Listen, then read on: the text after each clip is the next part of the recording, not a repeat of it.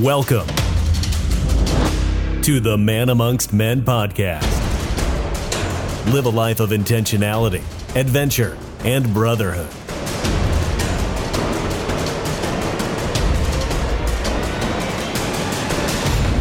Take the inner journey and live out over your edge constantly. Here are your hosts, Dominick and Brian. This is one of the most important podcasts of ours that you can listen to. And quite frankly, it's one of the most exciting ones for me to record because what I'm about to share with you literally changed my life. Before implementing some of these techniques, I was using my cell phone 4.5 hours per day. And now I am down to an average of 2 hours per day. That's 2.5 hours of time back in every one of my days simply by making some subtle but really profound changes to how I interacted with my cell phone. In the first 90 days of implementing these changes, I ended up writing my entire book, Design Your Future, because when you have nearly 200 extra hours, you can do quite a bit with it. It's kind of life-changing. And so this is the topic of conversation that I bring to stages when I do keynote speeches for Fortune 500 companies. I've talked about this in Australia and Dubai, around the world, because these are the universal challenges that we're facing with this beautiful and essential part of our ecosystem, which is our cell phones, that can cause a lot of chaos and stress and distractions if we don't use them more intentionally. If we allow ourselves to drift with our cell phones, it will take us off our path. And this is no longer just a personal discussion. This is also getting in the way of family dynamics, in the way of business performance, in the way of intimate relationships. So take this conversation seriously. Take this stuff and put it into action, because I will guarantee you, at a minimum, you will get a half an hour to 1 hour of extra time back in your life. And at a minimum, a dramatic reduction of stress just by making a few subtle tweaks. Enjoy.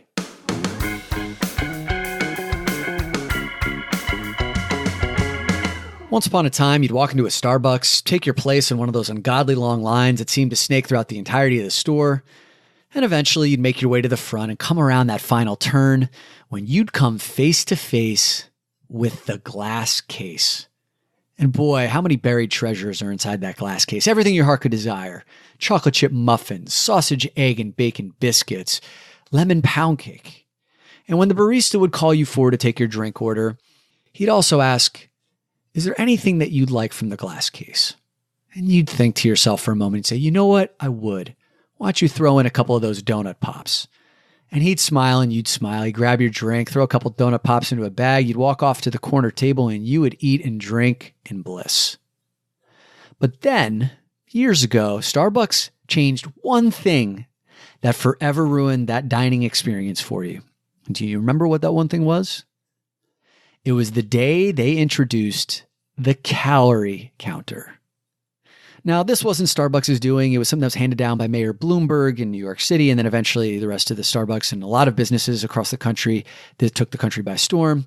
But now, every time you take a sip from your 600-calorie latte and you take a bite out of your 500-calorie lemon pound cake, you can no longer eat in bliss. You know exactly the damage that you are doing to yourself. Ladies and gentlemen, I'm about to ruin that same experience for you when it comes to your cell phone. But I do so with the same intention that New York City was doing as they were introducing the calorie and fat content.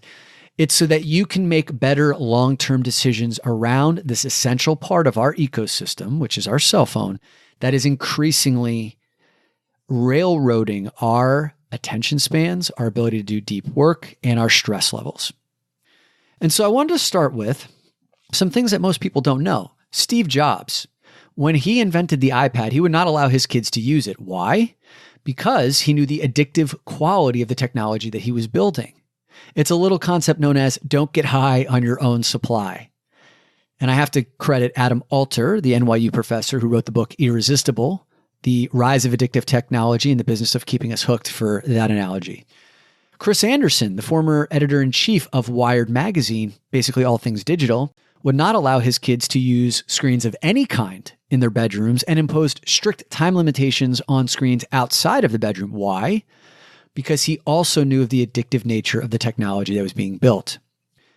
Here are two of the titans of industry who are most in the know, and they are imposing limitations and working with their technology with such intentionality that it gave me pause to start saying, how come we don't do the same? In our personal and professional lives, it seems like technology and our cell phones have come in and it's just like the wild, wild west. We haven't even asked the question about how much time should I be using it. Everyone jokes about that they're addicted to their phones, but they don't ever seem to really have a deeper conversation around the effect that it's having in our lives or implement intentional strategies to make changes. And so this is not a cell phone or technology shaming conversation. Oftentimes when I deliver this as a keynote speech in large organizations, afterwards when we're at lunch, people sit down next to me and they're like, oh no, there's the anti-cell phone guy. Like, don't put your cell phones away. That's not at all the case here. I am a huge proponent and early adopter of many technological advances, but I've also seen how it can enter into a compulsive stage in my life. And so what I'm about to share with you, some of the tools and techniques help me to reduce my daily use of cell phone down from 4.5 hours to 2 hours a day. And the magical output that I've been able to create in my life with all of those additional hours of focus and time and energy. So let's begin with a couple of eye-opening statistics. 70% of office emails are opened within 6 seconds of you seeing them. 70% of office emails are open within 6 seconds of a person seeing them. That almost seems surreal, but that statistic comes from Adam Alter and his book Irresistible. And Adam is one of the most well-researched in this field. And so I trust that statistic. That is mind-boggling. 80% of people have experienced that phenomenon known as phantom phone vibration. If you're one of the 20% of people who are scratching their heads right now, phantom phone vibration, it's like you pull your phone out of your pocket because you would have sworn it just buzzed. And when you open it up, no phone calls, no notifications, no emails, text messages. It's just basically because like you've had so many calls or messages that you just feel it even when it doesn't happen. 91% of adults don't ever let their phone get further than an arm's length away from them. And you better believe technological manufacturers are figuring out a way to make that 100% so that it's never off of you. Have you ever heard of the Apple Watch? It's one way to never disconnect. And this last statistic is the one that is the scariest of all, 110. Some studies show that the average business professional unlocks their phone 110 times per day. That's not like picking your phone up and looking at the time. It's like unlocking it off of the lock screen and then going in and doing some sort of function. Let's break that down. If you're only sleeping 6 hours a night, which is not enough, and you're awake for 18 hours a day, then you are checking your phone 5 to 6 times per hour of every waking hour of every day. Can you imagine the cumulative effect that has on your ability to stay focused, to do deep thinking, and on your stress levels over the course of years and decades of your life? This is a problem.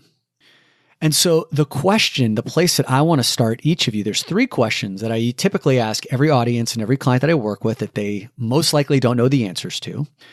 Number 1, how many times a day do you check your cell phone? Do you have any idea? Number 2, how much screen time do you spend? So this is not like your phone to your ear talking to someone. This is like how many hours a day are you looking down at your phone, whether it's social media, texting, emails, the creating content of whatever kind. This is how, and reading news on your news app. These are all the different ways in which you would be looking at your screen. And also reading could be another function on there if like you use your phone to read. And then number 3, do you know what are your problem times a day? This is an important question because when I started to quantify, because I didn't know the answers to the first 2 questions, I found that my problem times a day were my morning and my evening, the bookends of my day. In the first 45 minutes of the morning when my alarm would go off, I'd be buried in my phone for the first 45 minutes, looking at emails, responding to text messages, checking out social media. And at the end of the day, when I was tired and I would be sitting on my couch or lying in my bed, I would just do the scroll. And I'd be looking at shit that I wasn't even interested in anymore, right? Like I'm like, why am I on Pinterest? I hate Pinterest. I found that an hour and 45 minutes of my day, the bookends, which were most responsible for determining the quality of the 17, 18 waking hours that I had in between, were buried in my phone.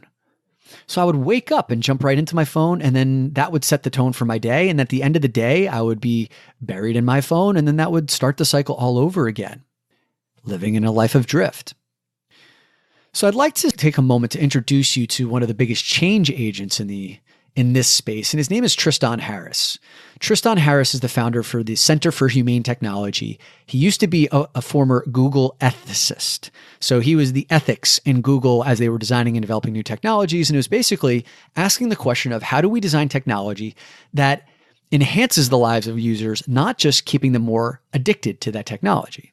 Because if you think about how certain reward systems are set up, like for example, in Silicon Valley, if someone's developing an app or a game and they want to get venture capital funding, well, the venture capitalists are going to look for basically four things. Number one, how many downloads are people having of that app or that game? Number two, how often are they going back to that app on their phone? Number three, are they showing a trend of spending increasingly more time on it? And number four, is there a social component to it where people are sharing with other people so there's a higher adoption rate? Now, like if you think about games like Fortnite or Words with Friends or what was it, like the Animal Farm? I forget what the hell that was. Like, you know, the thing I'm talking about on Facebook that all of your annoying aunts would ask you to play. Those are games that like hit all of those metrics, and that's where dollars are going. Well, none of those things have anything to do with the enhancing the quality of your life over the long term. It's just keeping you coming back to this game over and over again. And so what he did was decide to leave that world and start to illuminate and beat on the drum of technological manufacturers to do better. And one of the quotes that he said that like really resonated with me is that when it comes to our cell phones, it's like having a slot machine in our pockets. Now, what he means by that is technological manufacturers are actually going to the original gangsters of figuring out how to get fully functioning adults to be addicted to things. For example, the developers of slot machines. So literally, technological manufacturers in Silicon Valley will go to slot machine manufacturers and find out how you take a fully functioning adult and sit them in a chair for 15 hours, pulling on a lever, wearing an adult diaper, and sticking coins into a machine, how you get someone to do something like that. Well, one of the things that they found is that this concept of a variable reward structure is inherently addictive to humans. A variable reward structure means there's no rhyme or reason to the reward that you're getting. It's not if I do A, then I will get B. It's just variable. It's up to chance. And for some reason, our wiring is set up so that we will be hooked on something like that. How might Facebook use that piece of information? Well, when you used to log on to the Facebook app and that notifications tab that would tell you who loves you and how many notifications you have, they used to just pop up the notifications right away. But using this variable reward structure, what they found was that it was much more useful to withhold those notifications for a split second. So when you log on, it shows that you have nothing. And then they will release it just a split second later so that, oh, I have 5 notifications. Oh, people liked my stuff. People love me. It's that one little moment where you feel that itch and then the scratch is delivered, the itch and the scratch over and over again. That's one micro manipulation of dozens or hundreds of micro manipulations or thousands of micro manipulations that are built into these technologies that you experience over the course of a day. And can you think about the effect that it might have on you? Tristan Harris also said that there are 1,000 of the best and brightest designers on the other side of your cell phone working very hard to break down your sense of self-regulation. 1,000 of the world's best and brightest designers on the other side of your cell phone working very hard to break down your sense of self-regulation. Now, again, that can sound very conspiratorial. It's not. It's just the way the system is set up, because when your self-regulation breaks down, you'll spend more time on the thing that gets them a reward. Anderson Cooper on 60 Minutes did a really interesting experiment where he walked into a biometric testing facility. He agreed to have himself hooked up to all of these different sensors, monitoring his blood pressure and his hormone levels and his attention spans. And they did a little dirty trick on him, and they decided to place his phone just far enough away from him so he couldn't reach it, and that he had to look at his phone ring and buzz and ping over the course of like this next hour. It's kind of like a modern day version of waterboarding. You know, it's like torture for a modern business professional. And so they were monitoring what was going on inside of his body as like the phone calls and the text messages were coming through. And they asked him, Anderson, what are you feeling as you're seeing these things, as you're witnessing your phone blowing up and you can't respond to it? And he goes, nothing. You know, I see it ring and buzz all day long. It's nothing new to me. But the biometric tests were showing a very different result. Every single time that his phone rang, buzzed, pinged, or flashed, cortisol would be released into his system. Cortisol is a stress hormone. Now, cortisol is something that's necessary for your fight or flight. It's necessary for your being able to focus. It's go time hormone. Like, you need it. It's useful. When your alarm goes off in the morning, you need some cortisol to get yourself out of bed in the morning. The problem is when your body is in a chronic state of cortisol production, it can lead to things like inflammation.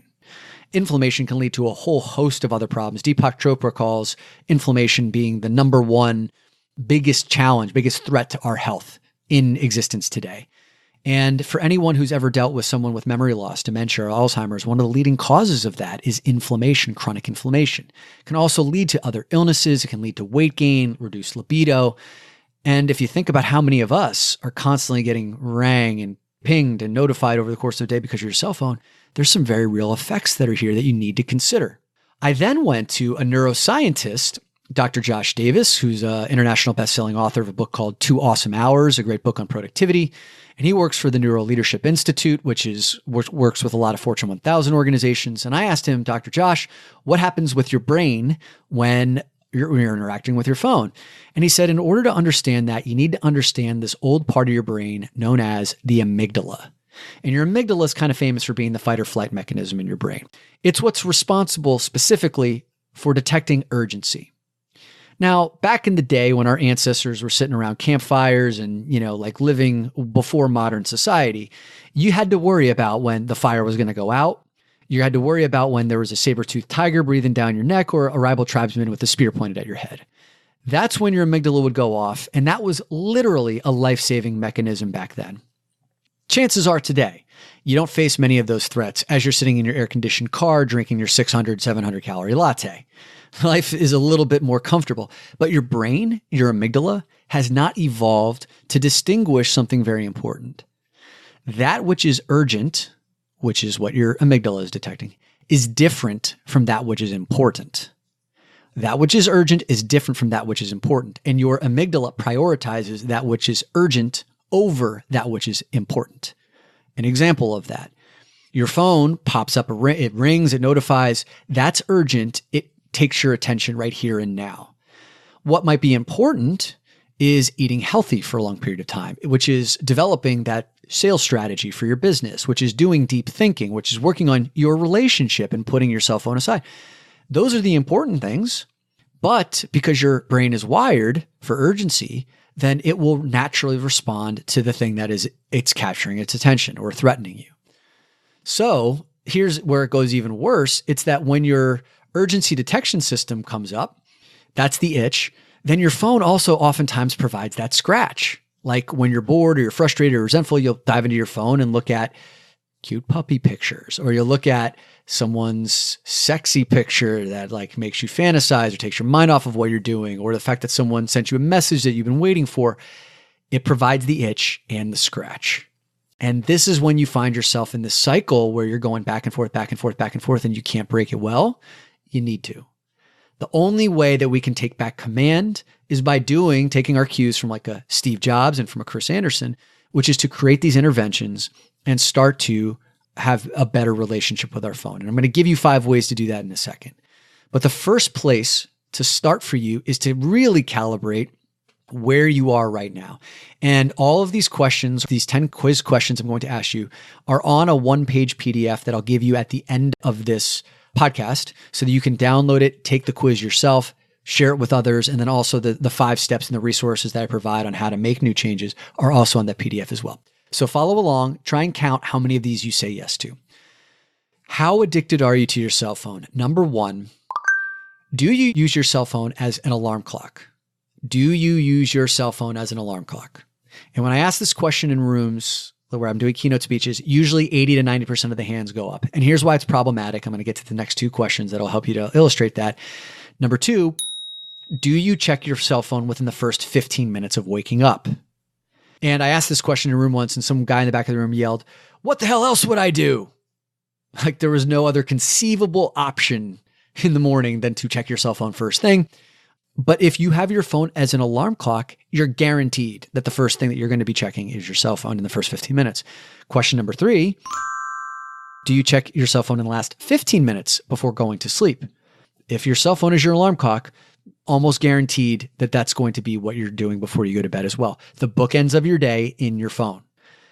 Question number 4, do you bring your phone with you on leisure activities? Like if you're just reading a book or watching television, or you're sitting at dinner or a meal with your partner or anybody, is your phone right there for a notification to pop up and take you out of the moment at a moment's notice, or at the very minimum to distract you because you're thinking of what's going on in there anyway, and you needing discipline to override not picking it up? Question number 5, do you bring it with you on your physical activities? So is your cell phone with you when you're running or biking or jogging or gardening, whatever it is that you do for physical activity? Well, chances are for most people, because your cell phone is where you play your music or you listen to your podcasts like this, maybe you're doing something physical right now, it's not a bad thing. But if your phone is still wired to send notifications while you're in these moments of physical activity or leisure moments, there's nothing sacred left for you anymore to just do what you're doing. You're constantly being popped out of it.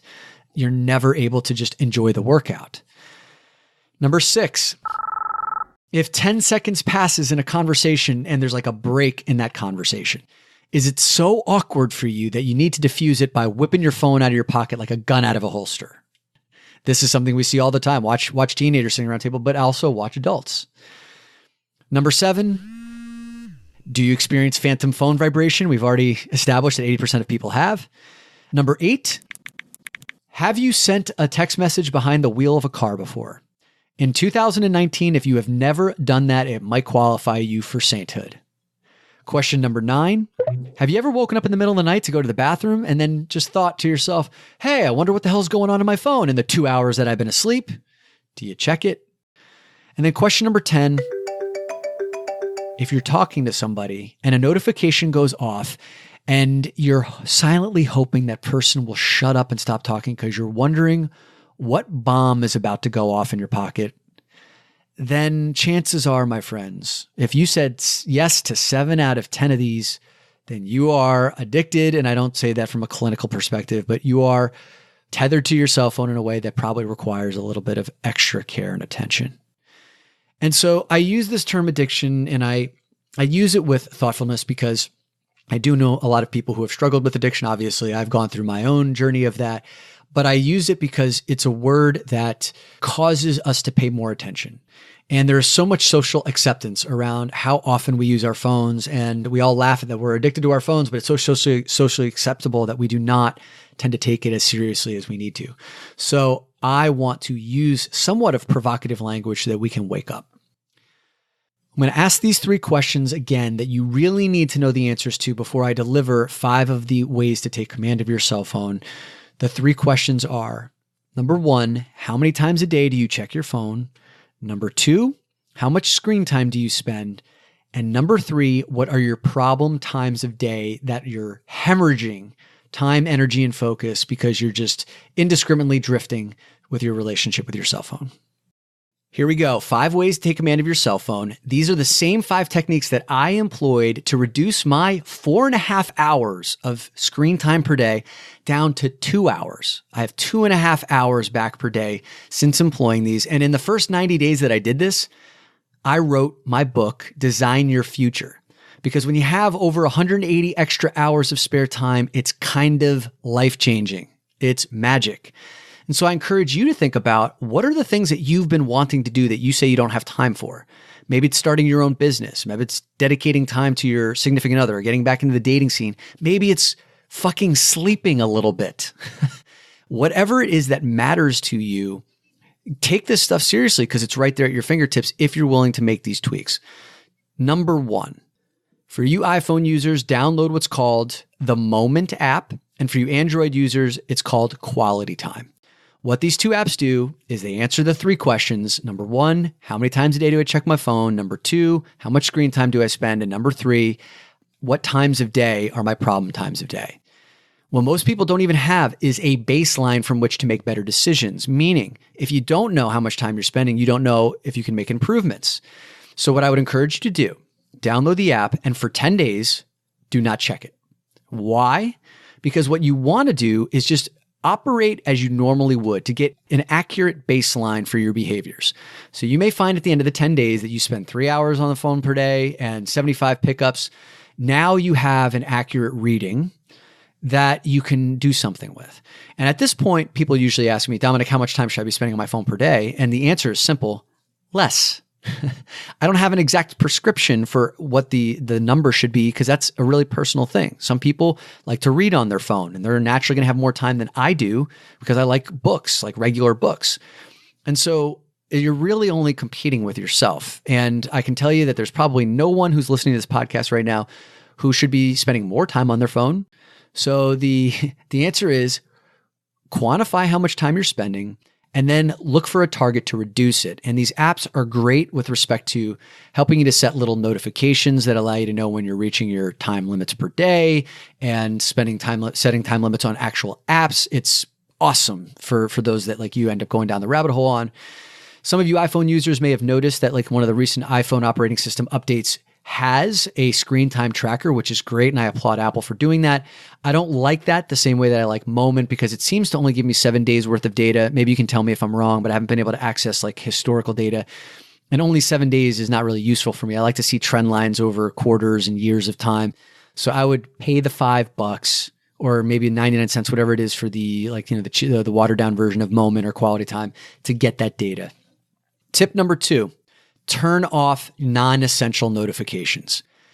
Most people's phone screens, if you open up their phone, it's just a bunch of red dots everywhere, right? There's apps that are showing thousands of unread messages and how many notifications you haven't responded to. But then also your phone is engineered where you're getting rings, you're getting flashes, you're getting pings. You have the notifications that drop down when your phone is on and you're looking at it. There's notifications that come up on your screen when you're not looking at the phone and it and it alerts you.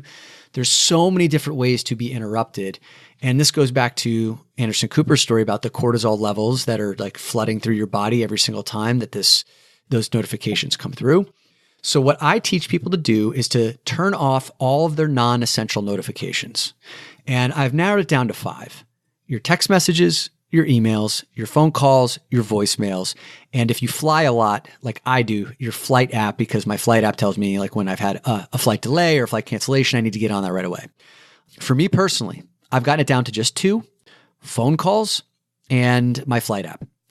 And some of you may be so triggered by hearing this, like, well, what happens? Well, how do I make sure I don't miss an email? How do I make sure I don't miss a text message? Well, what I found when I've implemented this with clients, you're so paranoid of missing something that in the early stages, you probably end up checking your phone more often than you did when you were being notified. And that's just because you're so terrified of missing something. And then once you let the dust settle from that, what you're going to end up finding is that like nothing bad happens when you check your phone only once every half hour. Can you think about that for a second? Can you please think about that for a second? If you only checked your phone once every half hour, is the world going to burn down? Are you really going to miss something that's like unsalvageable? There may be times where like you need to be tethered to your phone for like an instant thing back and forth, but to engineer your entire life around needing to respond to the momentary whims of someone else's text messages or phone calls is not healthy. It's not sustainable. And so I found that my clients say that this is the greatest mechanism for peace of mind. And once they get to go in and choose when they're checking their emails and their text messages, it slows down the back and forth from others. And it also gives them a greater sense of command in their life. Number 3, create no phone zones. So our phones come everywhere. I made this joke at a presentation once. I was like, the only place where people do not bring their phones anymore is the shower.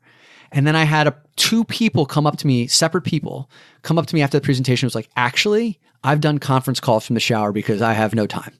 And so they literally leave their phone outside the shower and just like listen to other people talking, and will turn off the water to weigh in when it's their time to be called on. And then they'll turn back to, it's just crazy, right? So what I'm saying is create some sacred spaces where you don't ever use your phone. And the 2 places that were most problematic for me, where I had a huge time suck, my bed and my couch. Those were the places where I had the 45 minutes in the morning and the 1 hour in the evening. So when I woke up in the morning, before I'd really even get out of bed, it was 45 minutes on my phone, just looking through it because I was so groggy and tired. I didn't want to move, look at the news, look at social media stuff. 45 minutes later, my life's no better. I'm just consuming garbage. Well, if I don't bring my phone in my bed to begin with, and I only access it in places where I'm not necessarily uncomfortable, but it's not as comfortable as my couch or my bed, I will spend less time on it. It's the same kind of analogy of you don't want to bring an entire pint of Ben & Jerry's on your couch because you're so comfortable. It tastes so good while you're watching TV. You're not getting up until that pint, that tub is finished. So just don't bring it there to begin with. If this sounds too daunting, then just try it for 7 days. And you will see how much time is put back into your pocket by not using it in either of these two places or wherever your other places that you spend a lot of time. Step number 4, replace your cell phone as your alarm clock. So many of you have probably raised your hand and said, yeah, I use my cell phone as my alarm clock. It basically guarantees it's the last thing and the first thing when you're, waking up and going to bed that you're checking. What I recommend is getting it out of your room altogether. My phone has not been in my bedroom for 7 or 8 years. I've replaced it with the Amazon Echo Dot. So when I say, hey, Echo, wake me up at 6 a.m, she plays music for me. It's a nice, gentle way to wake up. Other people prefer having an alarm clock. I recommend the Philips Sunrise because there's a way that it wakes you up without like a loud, annoying beep. It has time, it has a clock on it, but it also has, it brightens your room kind of like natural sunlight would, very gradually. So eventually it's so bright that you would wake up. Both of these you can get for under $50. Step number 5, you got to read Adam Alter's book, Irresistible: The Rise of Addictive Technology and the Business of Keeping Us Hooked. If you are responsible for a team of people at work or raising a family, or if you're just interested on this stuff for yourself, the amount of information that I drew upon for this presentation that came from his book is profound. And the amount of research that he's done is just so thorough that it's like a toothpaste out of the tube moment. You can't unring a bell. Once you know it, it will always stay with you to say, I need to make better decisions with respect to my technology. And a lot of these tips that I've hit at a high level, you can get much deeper understanding around it. One of my colleagues who I did this presentation to, I don't want to say colleague, is someone that I do business with. He lives in Australia. I went down 9 months ago and did this presentation for him. And he shared with me his stats a week later after he downloaded the Moment app. He said, Dominick, I'm checking my phone 80 times a day for 4 hours a day. I went back recently and did a presentation down there 9 months later, and he came up to me afterwards and he said, I went from 80 pickups a day down to 26. I went from 4 hours a day down to 1 hour and 20 minutes. He got over 2.5 hours extra per day, right in time because his wife is pregnant and they're about to have a newborn. So that's amazing. Another story about a family is a woman by the name of Dana who has 2 teenage boys, a father who lives in the same town but separately. They're divorced. Listened to one of my webinars that I did on this. And as a result, they were so inspired that they decided to buy a docking station that they kept in their living room, which at 9 p.m. sharp, all of their technology went in the docking station. So their laptops, their iPads, their cell phones, including Dana's mom's, because she needed to live the same thing that she was asking her sons to. And what she told me like 6 months later was, Dominick, my sons are sleeping 1 to 2 extra hours a night because they're not on YouTube into the wee hours of the morning. They're getting better grades in school. My son broke his Snapchat addiction, which he kind of looked at himself and laughed later saying, why was I so tied to this thing? And she said that their quality time as a family has increased because they're not at their dinner tables trying to finish dinner as fast as possible to get back to their phones or diving into their phones during to be, while they're interrupted. So this is a big family thing as well. Last piece of guidance I will give to you before I give you the 2-page PDF is that one of the traps I see too many people falling into is they listen to something like this and they go home to their husband or to their wife and then you start to point fingers at them and it's like, you're addicted to Instagram. You need to listen to this podcast. Here's what you need to do about your notifications. And what ends up happening is you alienate the other person. You need to cut the shit and start with yourself first and demonstrate the fact that you can actually put these protocols into place and that you've actually mastered this. So I would say before you've earned the right to tell anyone else to do, that's including your kids, you need to do it for a month first. And once you've got the hang of it and you got the handle on it, then you can speak to someone else about taking this on in their lives. Because I will tell you, I've had too many horror stories where it's blown up in your face, where it's blown up in other people's faces when they try to go and point fingers, tell others what to do. So if you would like the PDF that has all of those 10 questions, it has all of the 5 steps that I recommended, it has a couple of the statistics that I shared with you, and it's easy link, and it has, I guess, some hyperlinks to where you can buy the books on it. Ironically, the way that you can get this is by using your cell phone. And I do this a little bit tongue in cheek, but also because I want to show you the way in which cell phones and technology can actually enhance your life. So the way you can easily access this is by sending a text message to the number 44222. It's just like, instead of putting a phone number in, you just put in 5 numbers, 44222. And then in the text message body, you just write the word, all one word, cell phone hacks. Cell phone hacks. All one word, not case sensitive. So it's CELLPHONEHACKS, cell phone hacks. And it will send an automatic response to you. If you're listening in the United States, this is the way to get it. If you're listening somewhere internationally, I don't quite have a way. I'm sorry to get this to you right now. I'll look for a way to fix that. But you can always reach out to me and email me, and I can send that to you. So my email information is on doinnerwork.com. If you would really like this, you can reach out to me that way, and I'll be happy to send you the PDF. But 44222, cell phone hacks. And it's a great way for you to use this, not just with yourself, but like others. Once you've gotten the hang of it, you can use it with your teams at work, with your families, once you have implemented it. In closing, take these 5 steps seriously, take back command of your technology, get that extra hour plus per day to put towards the things that matter most to you. And most importantly, once you've had a rip-roaring success, send me the results, and I can't wait to publicize them. Good luck. Hey, thanks for listening to the Man Amongst Men podcast. If you enjoyed this episode, don't forget to hit the subscribe button. And if you want more access to tools and resources, and you want information on our upcoming live events and retreats, head on over to www.doinnerwork.com.